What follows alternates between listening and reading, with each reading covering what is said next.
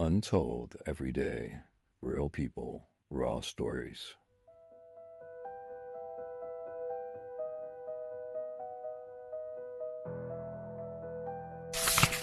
It was the summer after my junior year of high school. I was 17, and babysitting was my main gig to save up for a beat-up old car. Most of my jobs were the usual, a few hours with toddlers and early bedtime, and then a quiet evening watching TV until the parents got home. But the Andersons' job felt different from the start. They lived in one of those newer, sprawling houses in the outskirts of Oak Haven, set back deep from the main road, surrounded by dense woods on three sides. It was beautiful during the day, with huge windows that let in tons of light. At night, though, those windows felt like black mirrors reflecting only the dim interior, and the woods outside seemed to press in, almost suffocatingly close. Mrs. Anderson had given me the usual instructions. Their kids, 8-year-old Lily and 6-year-old Tom, were already asleep. They were good kids, easy to manage. "Just make sure the front door is locked," she'd said, with a slightly too intense gaze, "and all the windows on the first floor." I did my usual rounds, double-checking every latch and bolt, a routine I barely thought about anymore. The evening started normally enough. I settled onto their huge, plush sofa in the living room, scrolling on my phone, half watching some rerun. The only sounds were the quiet hum of the house and the occasional chirp of crickets from the woods outside. As the hours stretched on, a heavy silence settled. It was the kind of quiet that makes you feel like you're the only person left in the world. Around 11 o'clock, I got up to grab a glass of water from the kitchen. The kitchen had a massive bay window overlooking the backyard and the tree line beyond. As I filled my glass, I glanced out. The darkness was absolute, broken only by the faint, shimmering reflection of the kitchen lights on the glass. But as I took a sip, I saw it, just a flicker, at the very edge of my peripheral vision. A shape. It was standing at the very back of the yard, right where the manicured lawn met the dense, untamed woods. It was tall, too tall to be a deer, and perfectly still. It was just there. A darker shadow against the already overwhelming blackness. My heart hammered against my ribs. I froze, glass halfway to my lips, staring into the darkness. I squinted, trying to make sense of what I was seeing. Was it a trick of the light, a tree stump I hadn't noticed? I strained my eyes, but the figure remained motionless, almost blending into the night. It felt like it was looking directly at the house, directly at me. I backed away slowly from the window, my bare feet silent on the polished wood floor. My hands were clammy. I told myself it was nothing, just my imagination playing tricks in the dark. I forced myself to walk back into the living room, heart still racing, and tried to focus on the TV. But my eyes kept darting back to the kitchen, to that huge window. A few minutes later, the silence started to feel unbearable. My phone felt heavy in my hand, useless. I couldn't shake the image of that silhouette. I crept back to the kitchen, this time moving like a ghost, hugging the wall. I peeked around the doorframe, my breath held tight in my chest. It was still there, but it was closer now. Much closer. It was no longer at the tree line. It was maybe 50 feet from the house, clearer now. A distinctly human-like silhouette against the fainter darkness of the woods. It stood motionless, absolutely still, just observing. It wasn't moving, wasn't hiding. It was simply watching. A cold dread seeped into my bones. This wasn't a trick of light, this was real. Someone was out there, and they knew I was inside. My mind raced. Should I call the police? What would I even say? There's a shadow in the backyard? I turned off every light in the kitchen. Then, moving quickly, I went around the living room, switching off lamps, plunging the house into near total darkness. Only the soft glow of the TV screen remained. I felt a primal urge to disappear, to make myself invisible. I crouched behind the large sofa, peering over the top, trying to see if the figure was still there through the living room windows. But the angles were wrong. The next hour was agony. Every creak of the house, every whisper of the wind against the glass sent jolts of adrenaline through me. I stayed low, barely breathing, clutching my phone like a lifeline, my thumb hovering over the emergency dial button. Lily and Tom were upstairs, completely oblivious, and I felt a fierce, desperate need to protect them. Finally, agonizingly, I heard the familiar crunch of tires on the gravel driveway. The Andersons were home. Never in my life had I been so relieved to hear a car. I sprang up, flicking on the living room lights, trying to look normal, though my hands were still shaking. "Everything all right, Clara?" Mrs. Anderson asked, her voice cheerful as she walked in.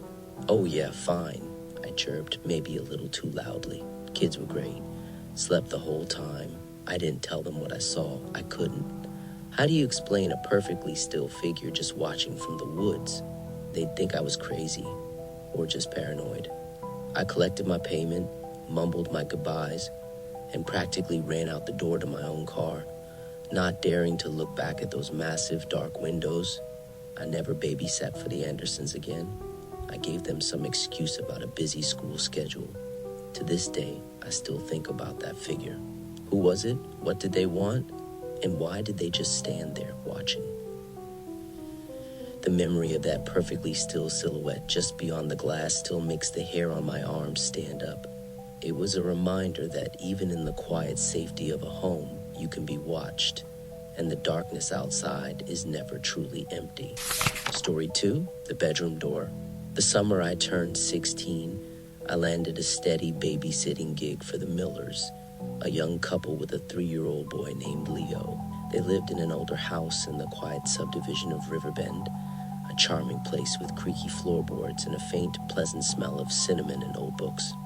Leo was a sweet kid, energetic but easy to put down for bed, and the Millers were always back by 10, so it was an easy $5 an hour. Their house had this quirky layout. The living room and kitchen were downstairs, but the bedrooms were all upstairs, connected by a narrow, turning staircase. Leo's bedroom was the first one at the top of the stairs, directly across from the master bedroom. His door, a heavy old wooden thing, always seemed to stick when he tried to close it all the way.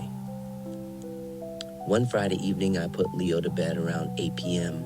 He was tired from a day at the park and drifted off quickly after a story. I made sure his bedroom door was mostly closed, leaving just a sliver open, as the Millers preferred for airflow.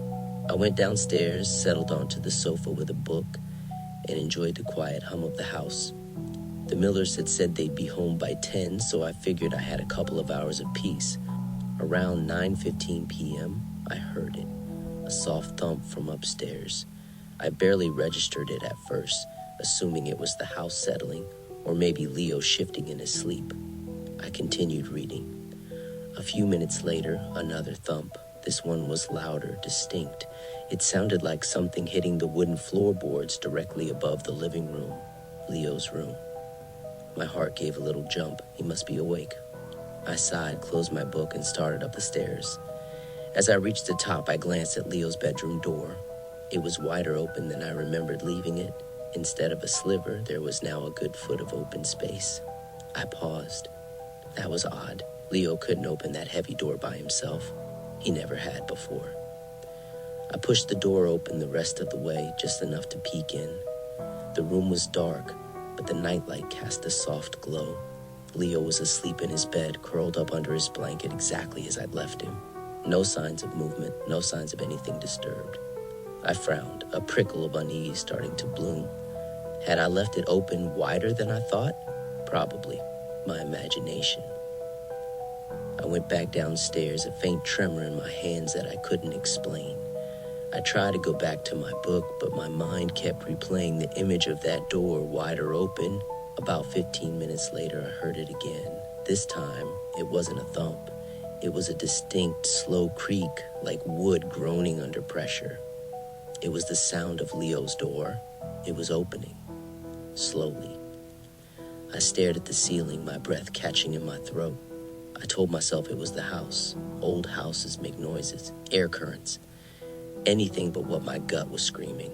I counted to 10, trying to convince myself it was nothing. Then, unable to stand it, I crept back up the stairs. As I ascended, the creaking stopped. Silence. I reached the top step. Leo's door was now almost fully open, a wider, darker gap leading into the silent room. My heart was pounding so hard I could hear it in my ears. I knew with a certainty that chilled me to the bone that I had closed that door further than this. This was impossible. Leo was asleep. I had checked. I pushed the door open fully, grabbed the doorknob, my hand shaking, and flicked on the light. The room was empty. Leo was gone. A cold, icy terror gripped me. My mind raced trying to process. Where could a 3-year-old go? How? The window was latched. The closet door was closed. Panic, raw and desperate, flooded me. Leo? I whispered, my voice barely audible. Leo, where are you? Silence. I turned around, scanning the landing. Then I saw it.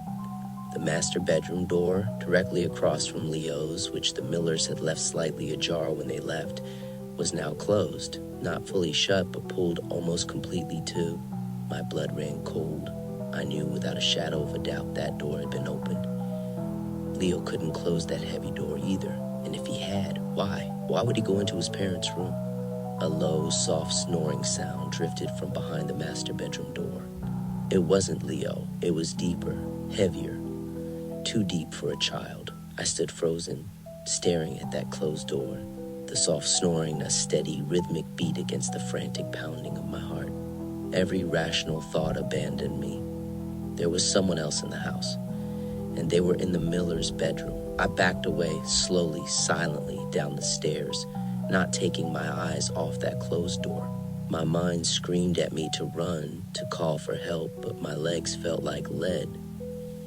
I reached the bottom step, fumbling for my phone, my fingers numb. Just as I unlocked it, I heard the distant rumble of the Miller's car pulling into the driveway. Never had a sound been more welcome. I practically threw myself at the front door, yanking it open just as they were walking up the porch steps. "Everything okay, honey?" Mrs. Miller asked, seeing my pale face. "Yes, fine, great," I babbled, trying to sound normal, pushing past them. "Leo's asleep. Everything's fine." I fumbled with my payment, desperate to get out. I mumbled some excuse about feeling under the weather and practically sprinted to my car. I didn't tell them what happened. I didn't mention the door or Leo's missing or the snoring. What could I say? Your 3-year-old vanished from his bed, and then I heard someone snoring in your room? They'd think I was crazy. The next day I called them, making up a story about a sudden family trip, and never babysat for them again. I still think about that night, the heavy old wooden door slowly opening on its own. Leo gone from his bed, and that low guttural snoring from behind the closed master bedroom door. I never found out who or what was in that room. And to this day, the sound of a creaking door, especially at night, still sends a shiver down my spine that goes deeper than just cold. Story 3, the unplugged baby monitor. My first real long-term babysitting job was for the Hayes family, who lived in an old Victorian house in the historic district of Stonebrook. It was a sprawling 3-story place with a slightly musty smell and more shadowy corners than seemed necessary. Mr. and Mrs. Hayes were pleasant, but always seemed a bit distracted. They had 2 kids, a sweet 7-year-old girl named Clara, and a baby, 6-month-old Leo. My main duty was Leo, as Clara was pretty self-sufficient. They relied heavily on a baby monitor for Leo. It was an older model, a big clunky thing with a lot of static, but it worked. The receiver was always placed on the kitchen counter, next to the phone. Leo's nursery was on the 2nd floor, at the very end of a long, dark hallway. Most nights were uneventful. I'd put Leo down around 8, listen to the rhythmic white noise of the monitor, and then settle in the living room with my homework or a book. Clara usually entertained herself quietly. The Hayes main rule was simple: just listen for Leo. He's a good sleeper, but if he cries, go right up. One particularly humid summer night, around 10 o'clock, I was sitting in the living room, trying to concentrate on a geometry problem. The house was stiflingly warm, and the air felt heavy and still. Suddenly, I noticed the baby monitor on the kitchen counter was silent, completely silent, not even its usual static. My brow furrowed. That was odd. It always had static. I walked into the kitchen, a faint prickle of unease starting in my gut. I looked at the monitor.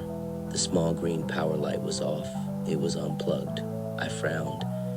That was impossible. I distinctly remembered plugging it in after Leo went down. It was routine. I always did. Maybe I'd accidentally kicked the cord. I bent down, tracing the cord with my fingers. It wasn't just unplugged from the wall. The cord that ran from the monitor receiver itself, the one that connected it to the base, was also deliberately disconnected, neatly placed beside the unit. A chill ran down my spine, despite the heat. This wasn't an accident. No one else was downstairs. Clara was asleep in her room on the second floor, down the hall from Leo. It felt deliberate. I plugged it back in, the green light blinking on. The usual low static returned. I tried to shake off the strange feeling, telling myself I must have been more tired than I thought, or Mrs. Hayes had done it for some reason before leaving. I went back to the living room, but I couldn't focus on my homework. My eyes kept darting to the kitchen, to the monitor. About 15 minutes later, it happened again. The monitor went silent. My heart hammered against my ribs. I knew with absolute certainty I hadn't touched it. I crept back into the kitchen. The monitor was off, unplugged from the wall, and the receiver cord neatly disconnected again. This wasn't my imagination. This wasn't a faulty cord. Someone was doing this, but who and why? My first thought was Clara. Maybe she was playing a prank, but she was 7 and she'd been asleep upstairs for hours, and this felt too calculated for a child's prank. It was unsettling. I plugged it back in, my hands trembling slightly. This time, I didn't go back to the living room.